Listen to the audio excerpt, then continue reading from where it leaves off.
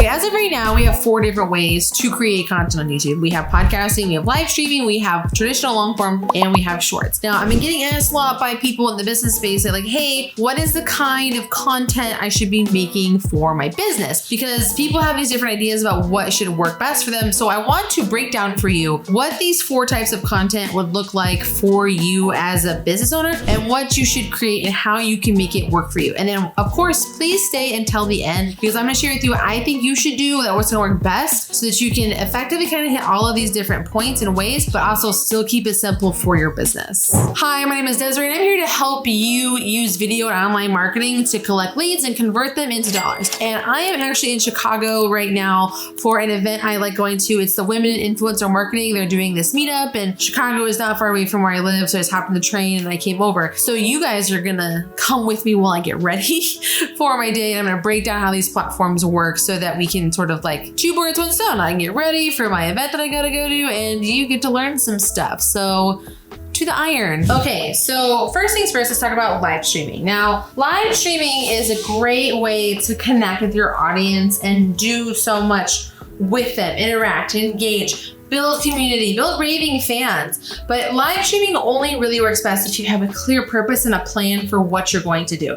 That's where having something like a run-up show in place is going to be so important for you so that you can be successful with what you're trying to do.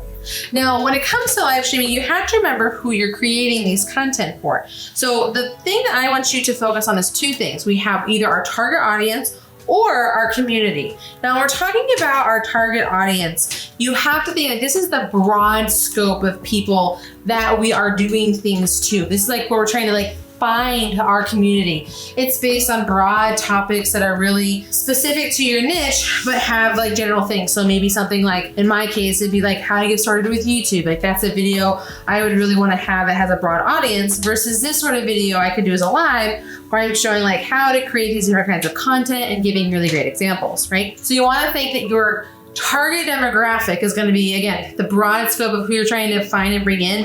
And your community is the raving fans that you get to build relationships with. They know you, they watch all your stuff, they probably are your customers at some point in time. It's all that kind of stuff. Now, the thing about live streaming that a lot of people I think can miss when they overplan and like stick too strictly to their run-up show is that they forget that they are live. Like the point of being live isn't just to create searchable content, which you definitely want to do. You're definitely going to want to optimize your content and do all the things that you want to do like you would for any other YouTube video. Great thumbnail, great title, great description, tags, all of the things. But you also want to make sure that you are live.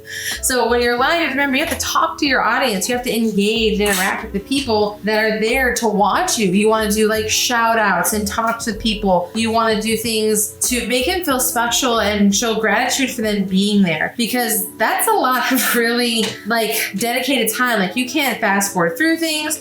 Like people are there specifically because it's you and the information that you are going to give. So if you're going to be live, be present.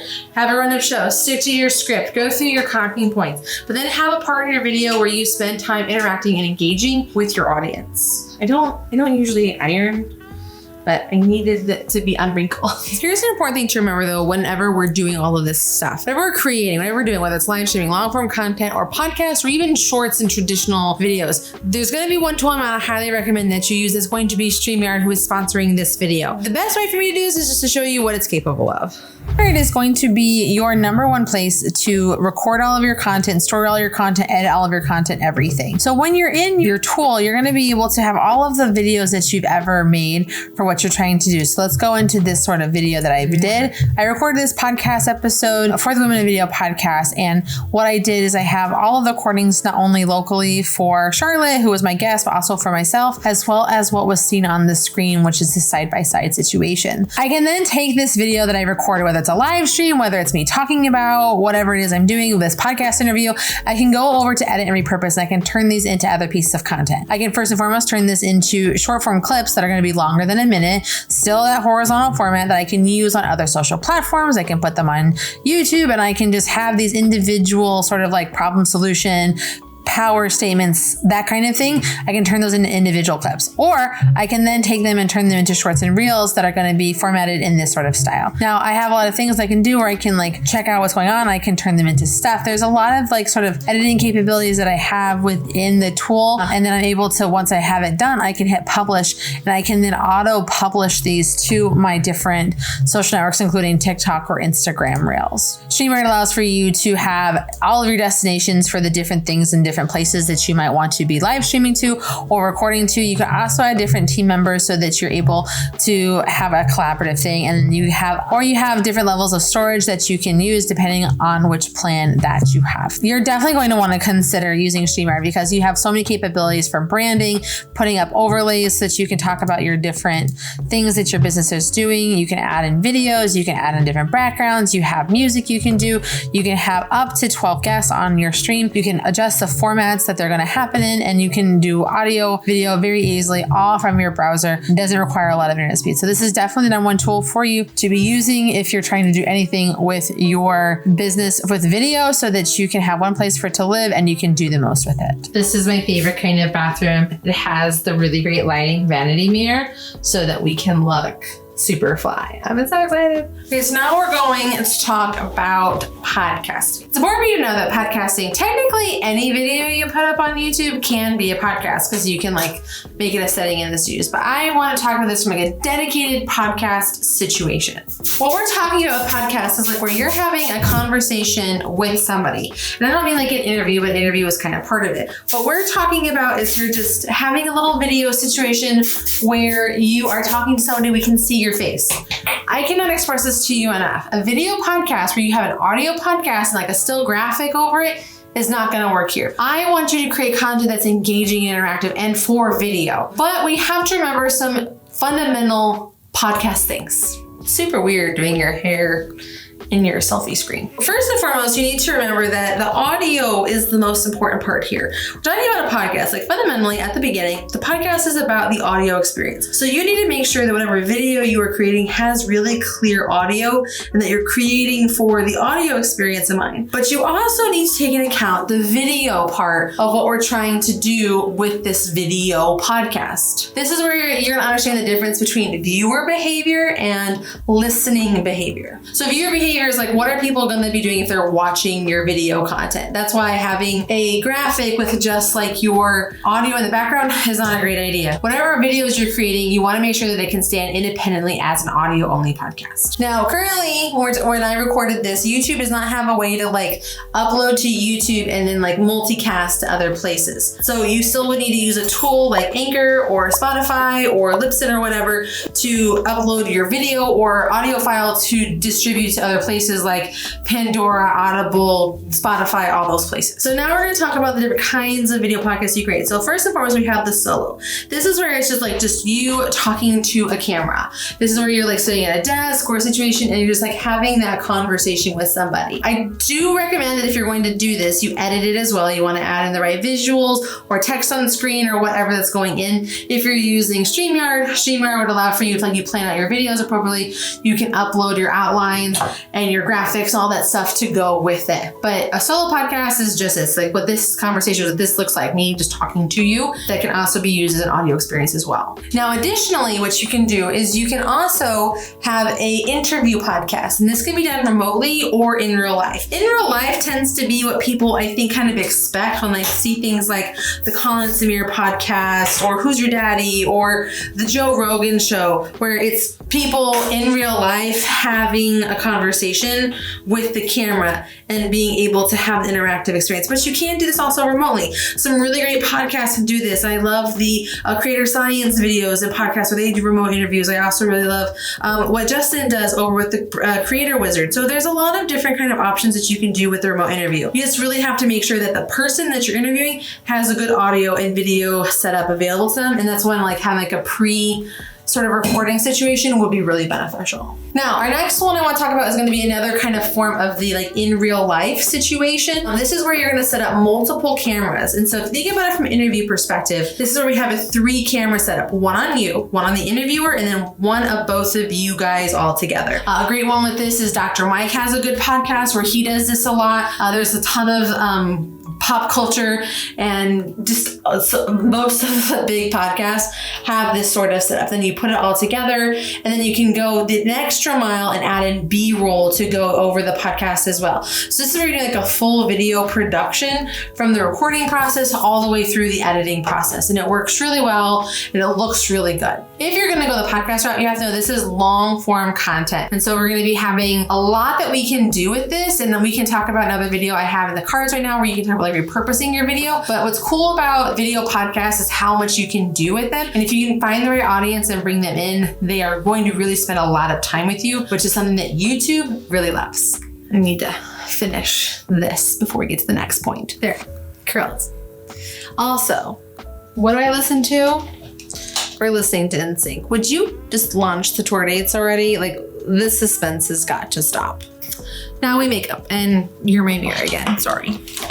Okay, so the next kind of content that we are going to be creating is going to be short form content. Now, shorts are video shorts that are done vertically. It was obviously the direct answer to what was happening over on TikTok and the whole like change of industry, and if Meta had adopted Reels, all the things. YouTube wanted to get in the game so that they could still be relevant because they were losing so many views and so much engagement to this vertical format. So their content pieces that are vertical, they're less than 59 seconds. They say 60, no, it's 59. You do a video that's 60 seconds, it will get uploaded as a long form video content piece. Also, I feel like it's important to note that like I am very brave for doing this in a white shirt. Like if you're a girl, you understand. Or if you've put on makeup before, you understand. But anyway, I digress. So when we're talking about shorts, your shorts can be up to 59 seconds, but they also can only be as short as like a couple seconds. Like you want your content for your shorts to be as long as it needs to be. Don't pad it, don't drag it out. In fact, there's a bunch of studies that have come out to talk about like content that does really well as YouTube shorts are either up to the 59 seconds fully, or they're like really short 10 to 15 seconds. So you want to make sure that what you're creating is encapsulating that as best as possible. Really just think, make this only as long as it needs to be. Edit it as much as possible and make sure that I'm getting to the point as quickly as I can. And bonus points if it can be like a loop where you don't actually know when the end is happening. Now, one of the things across the board that the vast majority of people do want you to do with your shorts is they want you to make sure that they have text. So if you're talking in any way, shape, or form, you should have text on your screen. Now, there's different kinds of text you can have. You can have the pre-generated kind, like what you see on TikTok and stuff. You can have like where it does it for every single word you say, or like where it's like sentences out of time. There are a lot of tools that will do this for you. Currently, YouTube actually does not offer this as an option or a feature. I am not great at makeup, but I feel like I figured out a routine for me that works. And I think that that's all that matters. I don't know why, but I find like the eyeliner putting on part to be super weird. Probably also the mascara part. So we'll wait a second for that. Okay, so when we're creating our YouTube shorts, there's some fundamental things we need to make sure are always happening no matter what length our short is. First, we have 3 seconds to get their attention. Like we have the thumb scroll to get them to stop. So make sure whatever's happening right out the gate is like building suspense and action and makes them stop. Like you're never gonna believe what NSYNC did, like that kind of a thing. And then the second part is you have to deliver on what you're promising in that information from the hook. Like you have to get into it and give as many specific details as you want. The biggest thing though is make it short. We don't want to prolong this experience. We want to get to the point and keep it short. Okay, mascara. I also do not open my mouth when I put on my mascara. I also don't put it on the bottom because I'll get those bottom ring situations. And I think the bottom line makes you look old. I'm trying not to age myself more than I already am. Okay, so setting spray mist. Okay, I think I might want to add just a smidge of contour. I don't know how much we need to add this in. So when we're talking about what we actually want to do with our content is we want to make shorts that are for shorts. Yes, you can repurpose other platforms. Like I'm not going to say that's not a valid strategy, but I do think that it's important that if you're trying to create shorts content specifically, because again, this video is about 4 different kinds of content you can make for your YouTube channel, for your business, I think that you should really consider making shorts content for shorts content. So there's all kinds of different kinds of short form content you can make. You can make lists, you can do did you knows, you can do talking heads, you can do explanation, you can do top downs, you can do hand videos, you can shoot product stuff. Like there's so many different kinds of shorts you can make specifically for shorts to have a lot of success. But if you are going to repurpose your long form content into short form content, I highly recommend doing that because there's this cool feature that YouTube now has that allows for you to link to your long form video on your shorts so that you can kind of use shorts as a driver to your long form content. There are also some little extra things that you can't do, like you can't put links in your description and in your comments. And there are a couple other restrictions, but overall, having a short strategy, just make sure that the content's under 15 seconds, that you get to the point, and that you're creating your content for shorts very intentionally.